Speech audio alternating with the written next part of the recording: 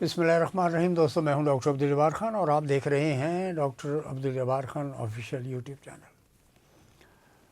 بنو چھاونی میں اٹیک ہوا، آپ دیکھ رہے ہیں اس کو کون کر رہا ہے۔ طورخم میں مسلسل افغانستان کی حکومت کی طرف سے اور ٹی ٹی پی جو وہاں پر بینڈ یہاں پر بینڈ ہے اور وہاں پر چل رہی ہے، جس کو سپورٹ کر رہے ہیں طالبان، کابل کی حکومت، اور انہوں نے لازمی طور پہ یہ حملہ کرایا اور پاکستان کی مسلح افواج کمانڈوز وغیرہ جو ہیں انہوں نے سارٹ آؤٹ کر دیا اس ایشو کو۔ پہلے بھی پچھلے سال جولائی میں بھی واقع ہوا تھا۔ تو جناب یہ ہے در اندازی افغانستان کی طرف۔ افغانستان کے پیچھے ہے کون؟ انڈیا۔ اس میں کوئی دو رائے ہو ہی نہیں سکتی۔ اور جبکہ ڈونلڈ ٹرمپ نے پاکستان کا شکریہ ادا کیا، کیوں کہ آئی ایس آئی نے ان کو ایک شخص کی گرفتاری میں مدد دی ہے۔ اس آدمی کا نام تھا محمد شریف اللہ خان، اور اس کو جو ہے پکڑا گیا ہے وہ، اور امریکہ بھیج دیا گیا۔ امریکہ نے اٹھا لیا اس کو وہاں سے۔ کیوں؟ 13-14 امریکن فوجی اس بامبنگ میں، بمبارٹمنٹ میں جاں بحق ہوئے تھے، اور تقریباً 170 معصوم افغانی لوگ جو ہیں وہ بھی جاں بحق ہوئے تھے اس میں، جس پر کل کانگریس میں، یعنی آج رات کانگریس میں جو ایڈریس کیا ڈونلڈ ٹرمپ نے، اس کے نتیجے میں انہوں نے شکریہ ادا کیا پاکستان کا۔ پاکستان کی intelligence agency I S I نے یہ بہت بڑا کردار ادا کیا، جس سے سی آئی کے ڈائریکٹر کے ساتھ وہ رابطے میں تھے، اور پھر ایف بی آئی کا جو نیا آیا ہے کاش پٹیل، وہ بھی رابطے میں ہے پاکستان کے ساتھ۔ کیوں کہ افغانستان میں جو بھی دہشت گردی کی حکومت اور دہشت گردی کے جو کام ہو رہے ہیں، اس کے لیے الٹیمیٹلی پہ پاکستان کی ایجنسی کو ایکٹیو رول پلے کرنا پڑ گیا ہے، اور کر رہے ہیں۔ آنکھیں کھلی ہیں، ایسا ہی آنکھیں بند نہیں ہیں۔ اور یہی سچویشن ہے جو انہوں نے طورخم کے اندر فائرنگ کر رہے تھے، بنو چھاونی پہ حملہ کیا، اور افغانستان یہ جو بلوچستان کے اندر جو سچویشن ہے، دیٹ از انڈیا اس کو پرووک کر رہا ہے، انسٹیگیٹ کر رہا ہے، سپلائی کر رہا ہے ساری aid, cash and money and weapons, سب کے سب جدید ترین نسل افغانستان سے آیا ہے وہاں پر لڑنے کے لیے۔ تو جناب یہ ہے سچویشن اس پر، جس پر ڈونلڈ ٹرمپ نے یعنی پاکستان کا شکریہ ادا کیا۔ وہ جانتا ہے کہ پاکستان نے بہت بڑی یعنی جنگیں لڑی ہیں اور اپنا نقصان کرایا ہے۔ اس کے بینیفیشری خود امریکہ اور ان کے الائیڈ فورسز کے لوگ۔ پاکستان کو تو لاس ہی ہوا ہے اس پوری جنگ میں۔ اور ہماری حکومتوں نے جو سبسیکوینٹ گورنمنٹس آئی ہیں، میجورٹی اس میں پاکستان پیپلز پارٹی اور مسلم لیگ کی حکومتیں رہی ہیں، الائنس رہا ہے۔ پی ٹی آئی کی حکومت تو ہارڈلی 3 سال رہی ہے۔ میں اس کو اتنا زیادہ مورد الزام نہیں ٹھہراتا۔ پروپورشنیٹلی اگر وہ 50 سال میں سے 47 سال اقتدار میں بیٹھے ہیں، تو پھر 47 سال کی ذمہ داریاں ان پر آنی چاہیے، اور پی ٹی آئی کا 3 سال ہے تو اس پر 3 سال کے حساب سے متناسب پروپورشنیٹلی ان کو ذمہ دار ٹھہرایا جانا چاہیے۔ یہ آپ کے سامنے موجود ہے کہ اب اپنی حکومت کو اپنے اقتدار کے دوام کی خاطر، آپ نے کل دیکھا کہ اسلام آباد میں کیا ہو رہا ہے، کہ اسلام آباد میں ایک پریزنٹیشن دی جا رہی ہے کہ ہم نے 1 سال میں کیا اچیو کیا ہے۔ اس پر میں آپ کی خدمت میں تجزیہ پیش کرتا چلوں۔ پاکستان نے وار آن ٹیرر لڑی، پاکستان نے بھگتا۔ کسی حکومت نے آج تک کبھی ٹرو اپروکسیمیٹ کے حساب سے، قریب ہائپوتھیسس کے حساب سے بھی انہوں نے ایکچوئل سروے کرنے کی کوشش نہیں کی۔ حکومت پاکستان نے کبھی بھی یہ کوشش نہیں کی کہ یہ پتہ تو کرے کہ ہمارا کوالٹیٹیو ریسرچ ہے، یہ کوانٹیٹیو ریسرچ بعد میں کنورٹ ہو سکتی ہے اس کو، کہ ہمارا نقصان کتنا ہوا ہے، کوالٹیٹیو اور کوانٹیٹیو۔ فائنینشیل اکنامک لاس ہمیں کتنا ہوا ہے، سوشل لاس جو ہے وہ تو آپ کے سامنے ہے، ڈرگز اینڈ کلاشنکوف کلچر، دہشت گردیاں، مہاجرین کو پناہ دینے کا نتیجہ یہ نکلا ہے کہ آج پاکستان جو ہے کراچی سے لے کے ٹاپ چترال اینڈ پارا چنار اینڈ افغانستان کے برابر میں پاکستان کے علاقے تک، پشاور تک جو بھی صورتحال ہے آپ کے سامنے، سفرڈ ہیوج لاسز۔ کل جو رپورٹ ایشو کی ہے ورلڈ بینک نے، اس کو ذرا تھوڑی دیر کے لیے اسٹڈی کریں گے، میں اس کے اوپر پورا پروگرام انشاءاللہ آپ کو دوں گا۔ اس میں آپ اسٹڈی کر لیں کہ پاکستان کی اکانومی نے کتنا، وہی انٹرسٹ ریٹ کم ہو گیا، بڑی اچھی بات ہے، ایفیکٹ اکانومی میں عوام کی حد تک نہیں ہے۔ بجلی کے نرخ، توانائی کے نرخ بڑھتے چلے جا رہے ہیں، کیونکہ ہیوجلی ٹیکسز ہے، وہ heavily burdened tax economy, taxed economy ہے یہ، یعنی وہ معیشت جس کے اندر زیادہ سے زیادہ ٹیکسز لگا دیے جائیں اور اس سے ریونیو جمع کر کے اس سے حکومت چلائی جائے اور کوئی ریلیف نہ ملے عوام کو۔ کیونکہ ان کے پاس ٹولز اینڈ ٹریگرز ہی نہیں ہیں اکانومی کو ریوائیو کرنے کے لیے۔ دوسری بات کیا کرتے ہیں، کل مجیب الرحمان شامی صاحب بھی بیٹھے ہوئے فرمایا او جی سود کم ہو گیا ہے، او جی اس کے علاوہ انفلیشن کم ہو گیا۔ ارے بھائی اسٹڈی تو کریں آپ، انفلیشن ہوتا کیا ہے، کس انفلیشن کی بات کر رہے ہیں؟ امپورٹڈ انفلیشن کی بات کر رہے ہیں آپ، فوڈ انفلیشن کی بات کر رہے ہیں، ہیڈ لائن انفلیشن کی بات کر رہے ہیں، کیا ہے؟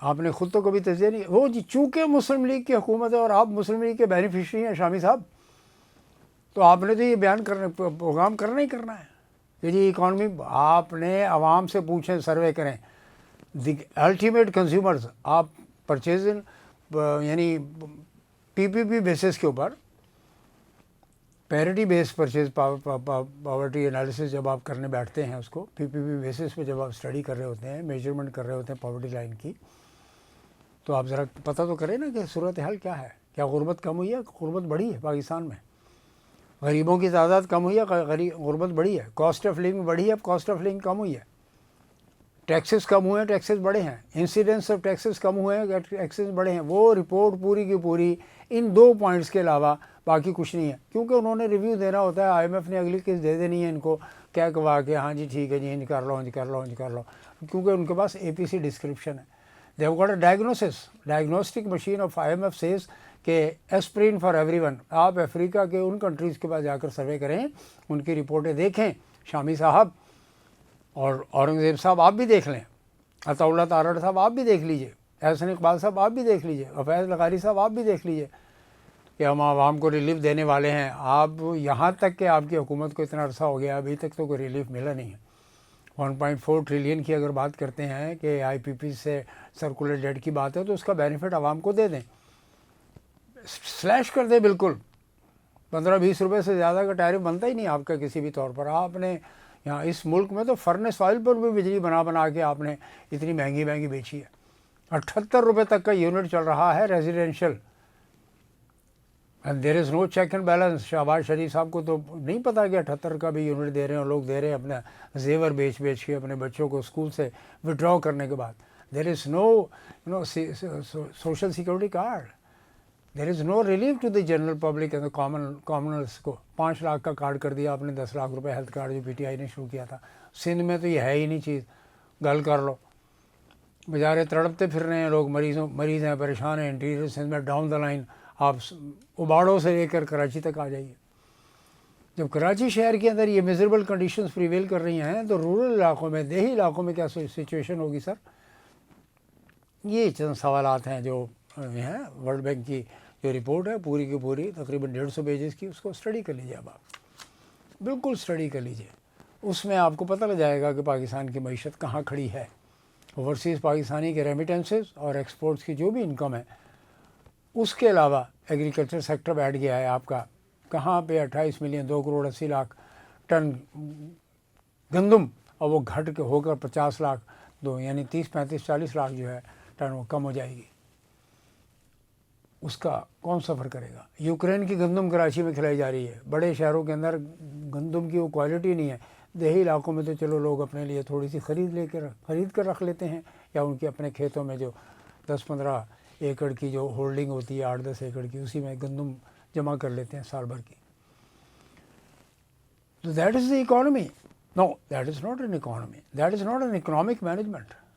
یہ سفرنگس ہیں، یہ سفرنگس ہیں۔ ظاہر ہے وہ بھی نہیں چاہتے کہ جی وہ ٹیکنیکل ڈیفالٹ، پاکستان ڈیفالٹ ہونے کے قریب تھا، ہم نے ڈیفالٹ سے بچایا۔ نو، پاکستان ول نیور گیٹ ڈیفالٹڈ، اس لیے کہ پاکستان کی ایگزسٹنس، پاکستان کا وجود رہنا ہے، یہ کمزور حالت میں مریض کو رکھنا ہے، نہ ہی اس کو اچھی آکسیجن دینی ہے، نہ اس کو میڈیسنز دینی ہے، نہ اس کو انوائرمنٹ اچھا کر کے دینا ہے۔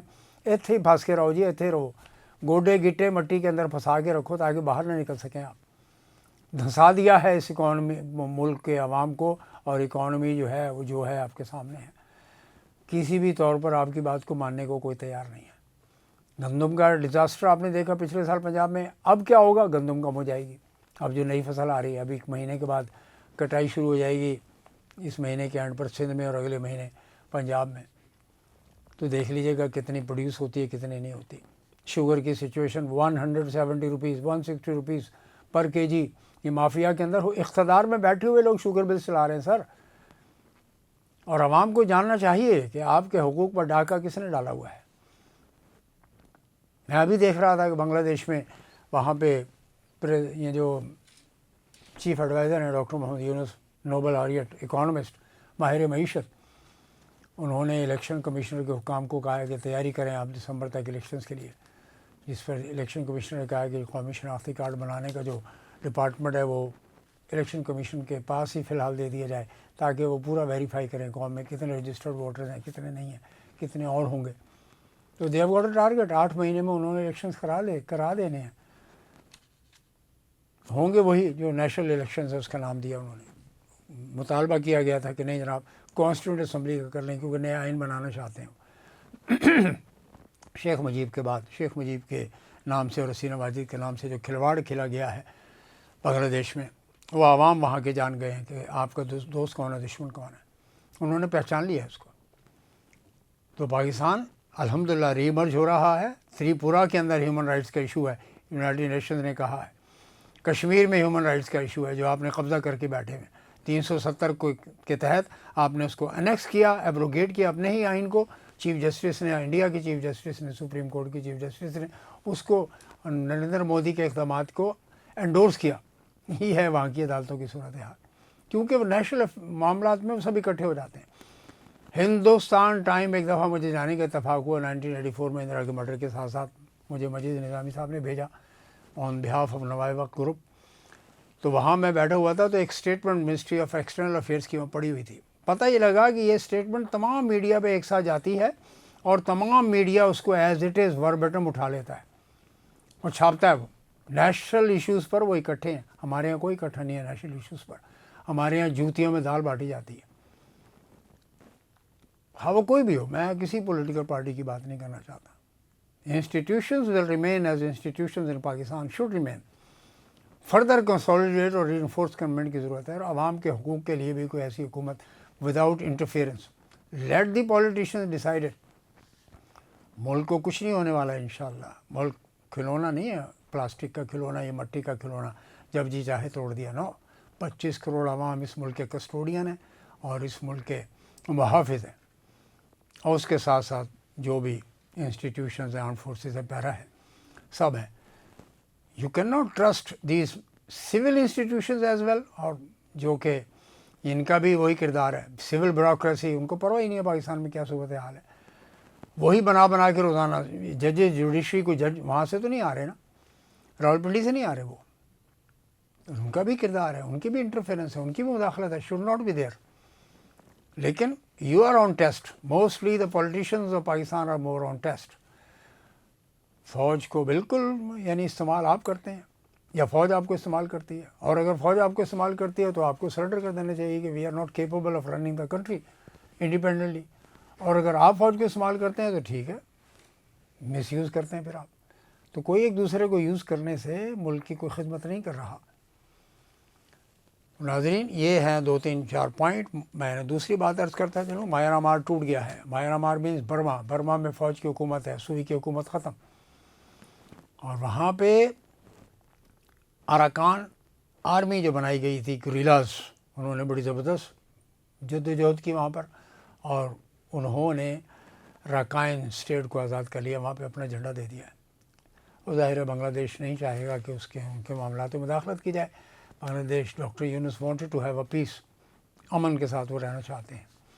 اور اس سے خطرہ کیا ہوا؟ انڈیا کو خطرہ۔ منی پور، اقوام متحدہ کا بیان چند روز پہلے کا، وہ ان کے لیے الارمنگ ہونا چاہیے۔ نریندر مودی جو کہ گود میں لے کر بیٹھے ہوئے ہیں حسینہ واجد کو، اور وہ ڈاکٹر یونس نے کہا ہے کہ جناب ان کے اوپر ہیومینٹی، کرائم اگینسٹ ہیومینٹی کے مقدمہ ہم چلائیں گے، اور مقدمے چلیں گے اس کے اوپر۔ اس کو ہندوستان کب تک پروٹیکٹ کرے گا، کتنے عرصے تک اپنے پاس لے کر بیٹھے گا، یہ ایک سوال ہے۔ بہت بہت شکریہ ناظرین، سبسکرائب کیجئے، کمنٹ کیجئے، شیئر کیجئے، واچ ٹائم دیجئے doctor Abdul Jabbar Khan official YouTube channel کو۔ شکریہ، السلام۔